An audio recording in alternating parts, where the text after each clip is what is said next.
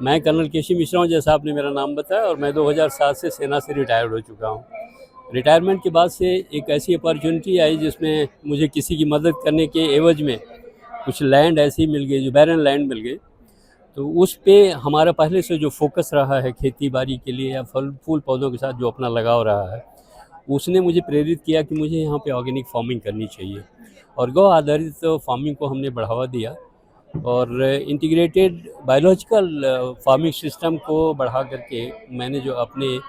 सबसे पहले जो शुरुआत करी कि अपने ज़मीन को किस तरीके से हम सुधारें। बैरन लैंड थी, कार्बन की बहुत ज़्यादा कमी थी, तो अभी तक भी जो प्रयास है वो कंटिन्यूएशन में है कि कार्बन कंटेंट्स को कैसे इस लायक बनाया जाए कि कोई भी फसल को हम उचित मात्रा में ले सकें और ईजीएस्ट वे में हम अपने फार्मर्स को बढ़ा भी सकें।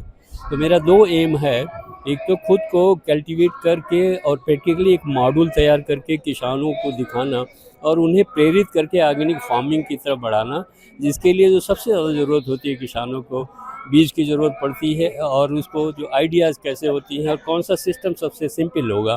क्योंकि कम्बरसम सिस्टम के साथ साथ में कभी किसान आगे बढ़ नहीं पाता है।